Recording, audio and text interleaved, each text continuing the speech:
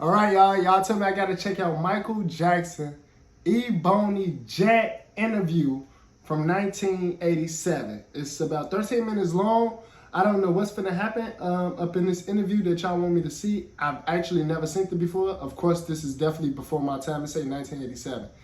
Definitely before my time, and I actually never seen this interview. So let's get right into it. Let's see what it is that y'all want me to see about this interview in particular. Let's go.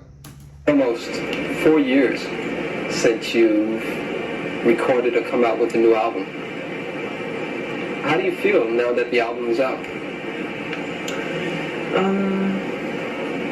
I feel rejuvenated, kind of, because after working on it so long, it's so much work. A lot of people, they're used to just seeing the outcome of work. They never see the side of the work you go through to produce the outcome.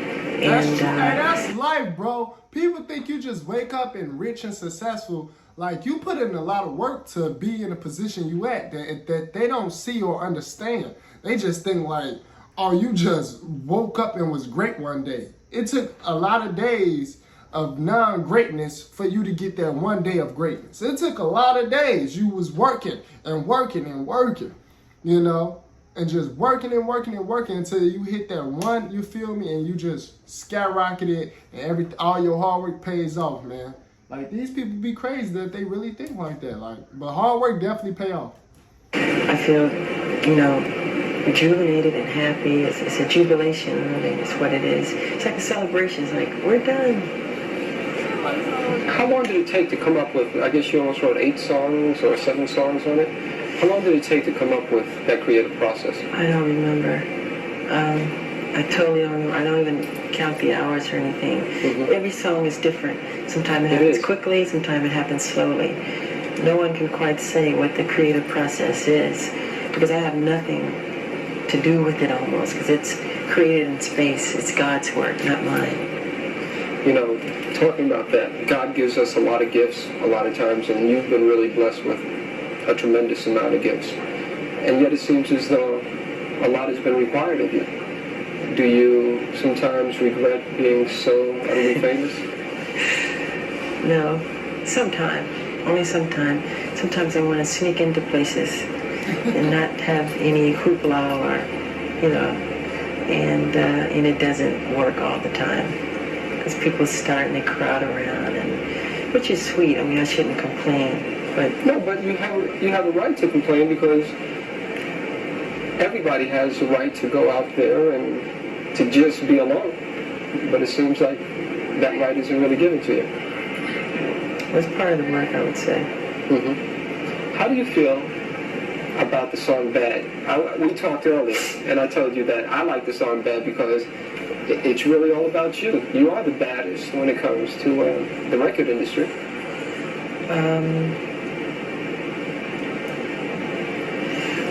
Well, it is quite different from anything I've ever recorded or I've ever written. It's a bold statement to say, but I mean it in all goodwill. So don't take it too seriously. It's a good modesty, of course. Yeah, I'm saying it's like a way of saying you're cool, you're all right, you're tough. I'm not saying I'm like criminally bad. Of course, that's how people would take it. It's a bold statement to make.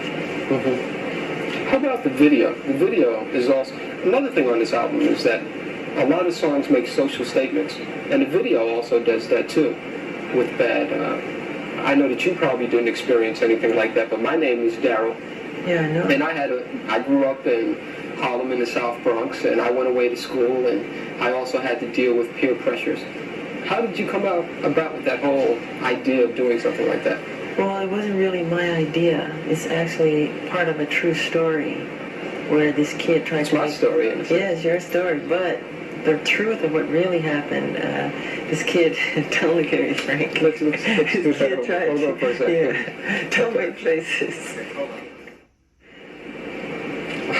Now, I know that you didn't write the video, but you're telling me the story is almost like the story of my life, but you're telling me that it's based on another person.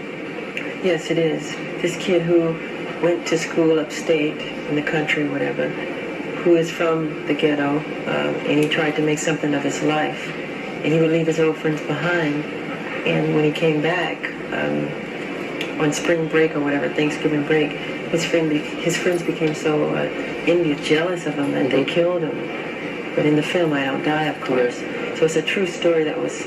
Bro, I never knew that. That was a true. So the bad music video that he did was a true. It was based on a true story, and then the actual dude, his friends killed him. I never knew it was based on a true story. You know, that's how they, got the storyline from. And I never knew that, somebody really died from, like, just trying to. That's crazy, bro.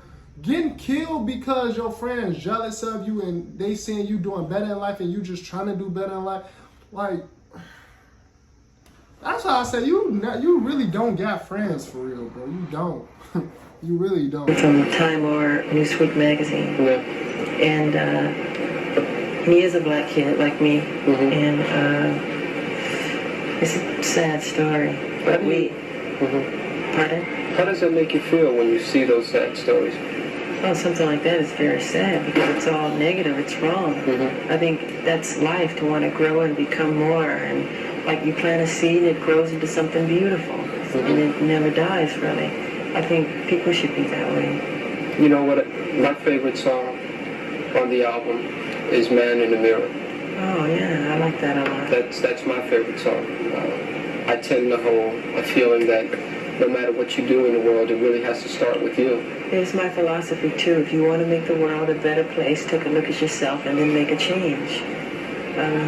Is it hard to do? Yeah, well, people don't look at themselves honestly. They don't look at themselves and point the finger at them. It's always the other guy's fault or somebody else. Exactly, they definitely don't. For some reason, it's always another person's fault. It's another person's fault why you can't be great. It's another person's fault why, your life ain't going the way you want it to go. How? Like, no. You gotta look in the mirror and you can't blame nobody else but yourself. This is true. This is true, people. Look in the mirror. Don't blame a soul. Don't blame your mama. Don't blame your daddy. Don't blame your grandma. Don't blame your auntie. Don't blame your cousin. Don't blame your friend. Don't blame your girlfriend. Don't blame your boyfriend. Look in the mirror. It's your fault. Blame yourself. Blame yourself. Do the work yourself. Be a better person. That's going, you feel me? If everybody strive to be the best of them, the world would be a way better place. Way better place. You should change yourself. Look at yourself. Think better of yourself. When you look in the mirror, are you happy with what you see? In what way? Just when you look there, in terms of that social philosophy. I'm never totally satisfied. I always wish the world could be a better place. No, not at all. Hopefully, that's what I do with my music, bring happiness to people and to bring joy, some peace in their lives. Are you a prayerful person? Pardon? I said, are you a prayerful type person? Yeah, I pray a lot, yeah. I see a beautiful sunset, I say, God, it's beautiful, thank you. Or a baby's smile, or a butterfly's wings, or anything like that, On the album version of I Just Can't Stop Loving You, you make some very strong, sensuous remarks to a woman that you're lying next to. I was in a bed when I was doing that. Really? Also, yeah. I was laying in the cover and everything when I did that whole rap, And in the dark. And the lyrics go, because people really don't understand me. Well, did Michael Jackson just confess to making a song in the bed? In the dark? It's crazy! Bro, my boy said he made a song literally in the bed in the dark. Just pull the microphone up right here. Let me go. I'm ready. That's crazy. That's really crazy. Come on. See, a lot of people misunderstand me. That's because they don't know me. I guess that's true. People believe a lot of crazy stories they read. Some is true, some is not. And does it hurt when you see those crazy stories? Sometimes, but it's part of the work, You ever want to lash out in any type of way and say, hey, that's not true? Yeah, a lot of times. But why bring more attention to a thing? You know? Is there another favorite song of mine? Is not as much as Man in the Mirror, but Liberian Girl. Yeah. Is there a Liberian girl in your life? No, I wrote that in at my house in the game room. I guess I was playing some pinball or something. And the song just popped in my head. And I think I ran upstairs, put it on tape. And it became Liberian Girl. Same thing with We Are the World, We Are the Children.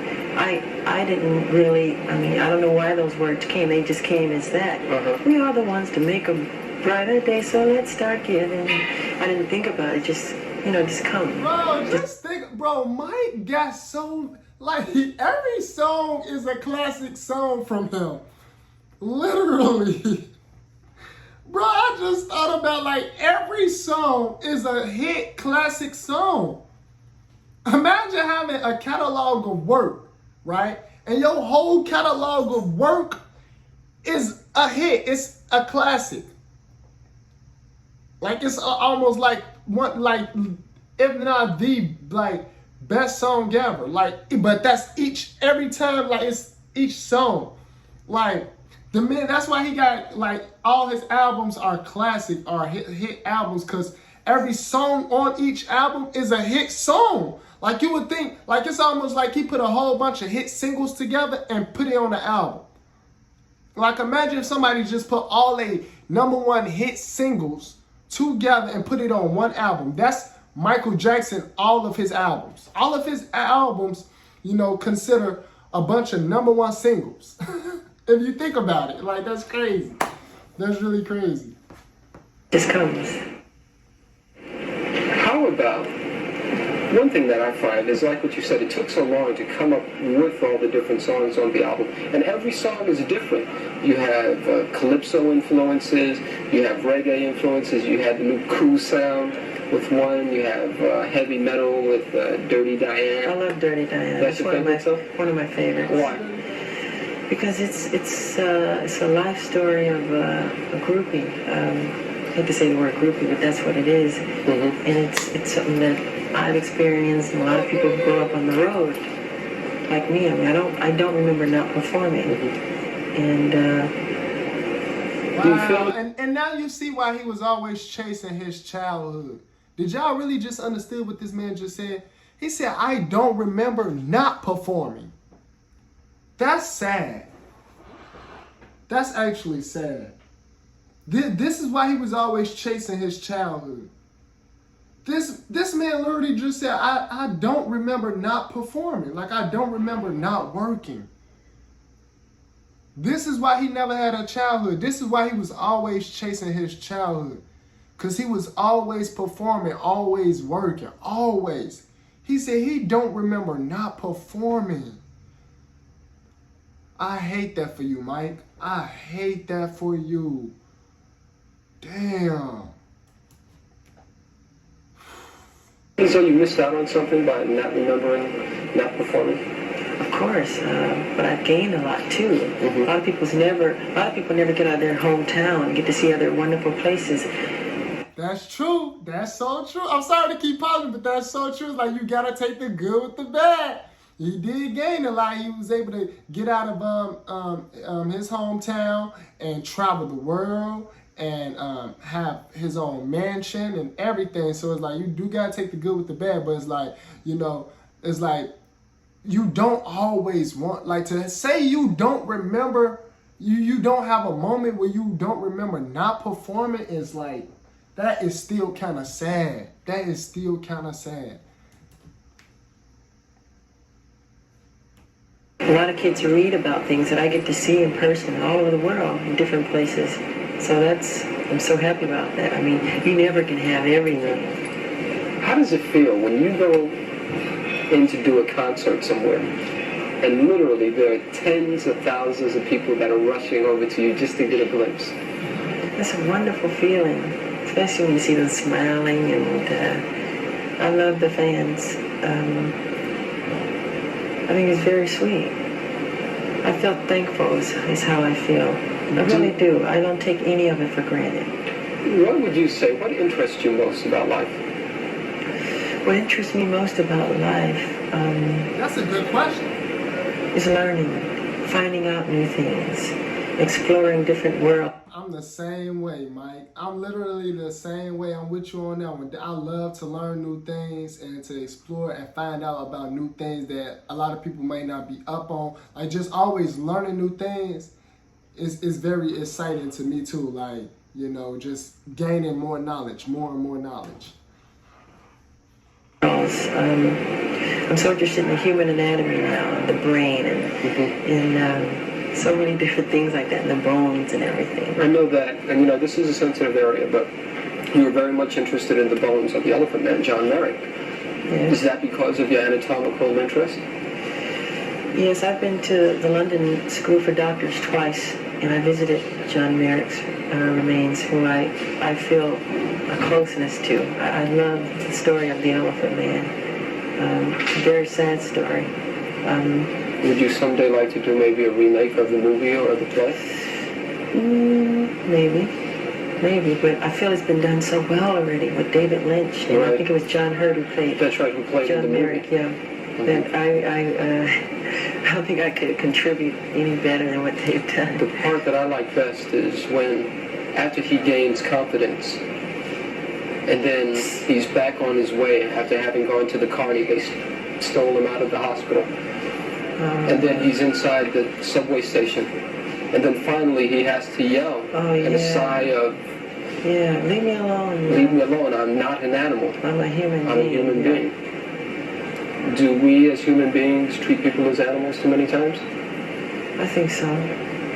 Man's inhumanity to man, I mean, that's what war is all about. Sure. So many of the problems in the past. Are you scared of war? I don't think anybody likes war, in truth. I don't like war. I like peace. I'm a peaceful person. Same way, man.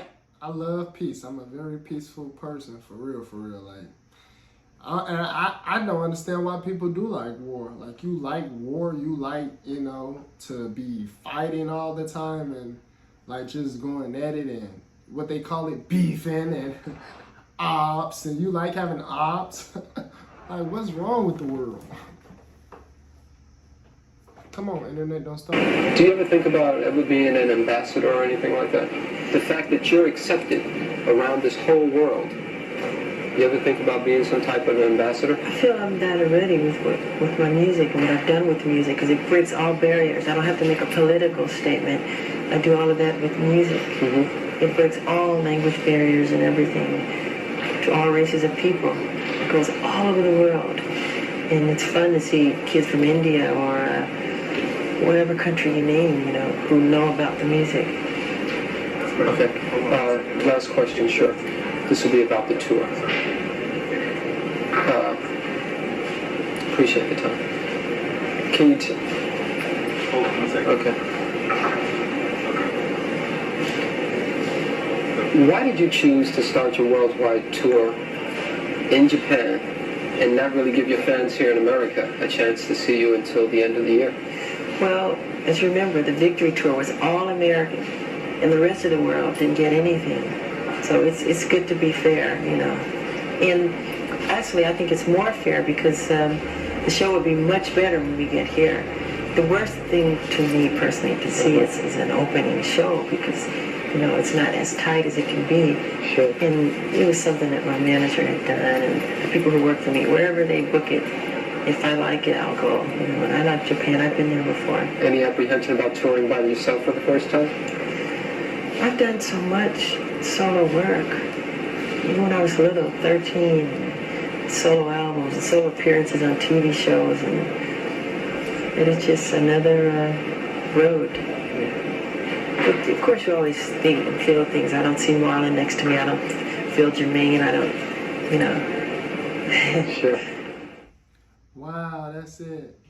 I actually enjoyed this interview. I'm glad y'all told me I should check this out, man. This was definitely worth it. If you enjoyed checking, if you understand what MJ was saying with every question he was answering, he answered to me personally, he answered every question very truthfully, very real, you know, and just the type of person he is, very, you know, honest in his opinions, with his opinions of things.